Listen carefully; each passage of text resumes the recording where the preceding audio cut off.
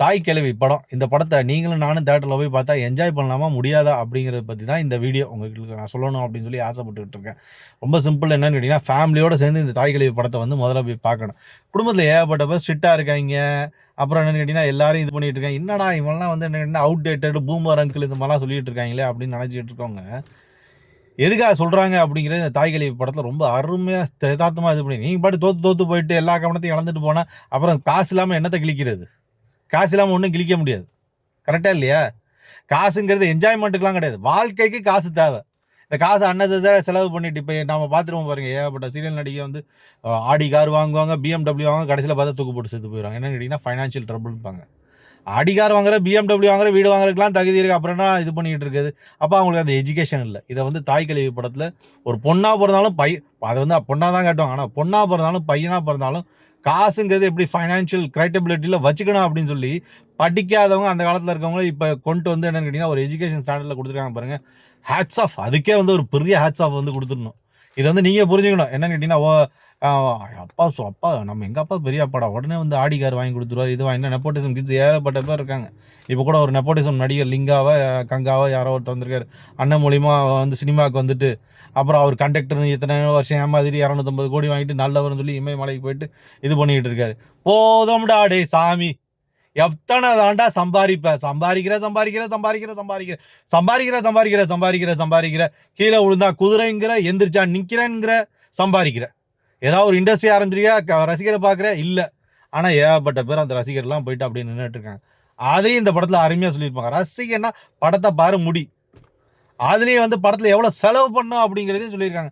அன்னெசரியாக எதுக்காக செலவு பண்ணுறோம்? 80 ரூபா வந்து கவர்மெண்ட் நிர்ணயிக்கிற ரேட்னா 1000 ரூபா 2000 ரூபா. ஐயோ, அவரை பார்த்துட்டு அவர் அப்படி நடிச்சிட்டாரு, இப்படி நடிச்சிட்டார், அமெரிக்காலேருந்து தாவுனார், ஜப்பான்லேருந்து தாவுனார், என்ன உருட்டிட்டு இருக்கீங்க யூடியூப்பில்? அவரும் ஒரு மனுஷன் தான்டா. என்ஜாய் பண்ணுங்க. வேண்டாங்களா? அந்த லிமிட்டோடு நிப்பாட்டுங்கடா. அவரை பிடிச்சி தலைவராக்குறீங்க, இதாக்குறீங்க, என்ன கர்மம் தான் ஆக்குறீங்க. இந்த 250 கோடியை விட்டுட்டு வந்துட்டாருங்கிறீங்க, பொண்டாட்டியை விட்டுட்டு வந்துட்டாருங்கிறீங்க, இவனோட சேர்ந்து இருந்தாருங்கிறீங்க, நல்லவருங்கிறீங்க. இன்னொருத்தனா டேரக்டரை விட்டுட்டு வந்துட்டாருங்கிறீங்க, அப்புறம் 2 பொண்ணுங்களை ஏமாத்திட்டாருங்கிறீங்க, புதுசு கார் வாங்குறாருங்கிறீங்க, அப்புறம் QR கோடு மூலிமா சம்பாதிக்கிறாருங்கிறீங்க, ஆனால் நல்லவருங்கிறீங்க.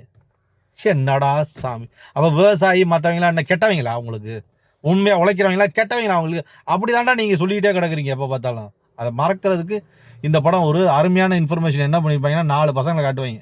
4 பசங்களை காட்டி என்னென்ன கட்சின்னு சொல்லுவாங்க. அதில் என்ன பண்ணுவாங்க? பாஜக தவிர மற்ற எல்லா கட்சியும் சொல்லுவாங்க. ஏன்னா அவங்க படிக்கலை. அவங்க என்ன தான் சொன்னாலும் மண்டையில் அப்படியே ஏதோ ஒன்று ஏறி போய் அந்த முட்டாத்தனமாக இருந்துகிட்டு இருப்பாங்க. அந்த விஷயத்தை யதார்த்தமாக எப்படி இந்த வருத்தப்படாத வாலிப சங்கத்தில் என்னன்னு கேட்டிங்கன்னா, கனிம வளம் கொள்ளையாயிரும், இது கொள்ளையாயிரும் சொல்லி சிவகார்த்திகேயன் அந்த படத்தில் பேசியிருப்பாரோ, அது மாதிரி இந்த படத்தில் என்னன்னு கேட்டிங்கன்னா, இவங்க சேர்ந்த கட்சி எதுவும் இவங்களோட படிப்பறிவு அந்த மாதிரி மூலகட்டத்தனமாக தான் இருக்கும் அப்படிங்கிறது அந்த படத்தில் தெளிவாக சூப்பராக நிரூபித்து அழகாக நம்மளுக்கு புரிகிற மாதிரி காட்டியிருக்காங்க. அதுவும் வந்து ரொம்ப அருமையான விஷயம். அதுக்கப்புறம் கடைசியில் ஒரு விஷயத்தை ஒன்று காட்டியிருப்பாங்க பாருங்கள். உசுறு.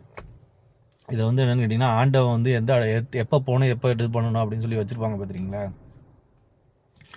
அந்த விஷயத்தை வந்து இந்த காசு இல்லாமல் ஹாஸ்பிட்டலில் வந்து இவங்க பண்ணுற ஒரு, அதாவது என்னென்னு கேட்டிங்கன்னா, சில நேரம் வந்து ஹாஸ்பிட்டலே வந்து இவங்களை காப்பாற்ற முடியும்னு சொன்னால் கூட, சில நேரம் காப்பாற்ற முடியாமல் போனால் கூட, அந்த தொந்தரவு அது என்ன இது நடக்கும் அப்படிங்கிறது நம்மளுக்கு புரிகிற மாதிரி எடுத்து சொல்லியிருக்காங்க பார்த்தீங்களா? அது பெரிய வணக்கம் சொல்லணும். ஏன்னா அதெல்லாம் வந்து நிறைய பேருக்கு புரியாமல் இருந்தது. படிக்காமல் ஏகப்பட்ட பேருக்கு புரியாமல் இருந்துச்சு. அதை புரிய வைக்கிறதுக்காக எப்போ பார்த்தாலும் என்னென்னு கேட்டிங்கன்னா, அது ரவுடி நல்லவன், ரவுடிக்கு பொண்ணு கொடு, அவனை மாதிரி ஒரு நல்லவன் இருப்பாரா அப்படின்னு சொல்லி அந்த காலத்தில் என்னமோ களபதியாக இங்கே இருக்க சூப்பர் ஸ்டார், அங்கே இருக்க சூப்பர் ஸ்டார் ஒரு ரவுடியை பிடிச்சி அந்த மாதிரிலாம் படம் எடுக்காமல் ரொம்ப டீசெண்டாக என்னன்னு கேட்டிங்கன்னு வச்சுக்கோங்களேன், இந்த ஹாஸ்பிட்டலில் படுற வேதனை என்ன, அதை வந்து எப்படி சரி கட்டணும் அப்படிங்கிறது கல்வி மாதிரி கற்றுக் கொடுத்துருக்காங்க. வெளிநாட்டில் கூட என்ன பண்ணுறான்னு கேட்டிங்கன்னா, எஜுகேஷன்லாம் சில இதெல்லாம் வந்து ஒரு பவர் பாயிண்ட் மாதிரி போட்டு வீடியோ மாதிரிலாம் போட்டு கற்றுக் கொடுப்பான். இந்த தாய் கிழவி படத்தில் அதை கல்வி மாதிரி கற்றுக் கொடுத்துருக்கான். கடைசியில் அந்த ராதிகா வந்து ஒரு சேரில் உட்காருவாங்க பாருங்கள். உட்காந்து வந்து பேசும்போது பாருங்கள், இன்றைக்கி வந்து யார் உங்கள் வீட்டில் ரூலிங் பார்ட்டி அதிகமாக கஷ்டப்பட்டு சம்பாதிக்கிறான், ஆனால் அவனை மதிக்காமல் இருக்கீங்க பார்த்துருக்கீங்களா? அவங்கள ஏன் மதிக்காமல் இருக்கீங்க, மதித்தா என்ன நடக்கும் அப்படிங்கிறத சொல்லியிருப்பாங்க பாருங்கள் இந்த ராதிகா ஆக்ஷனோட.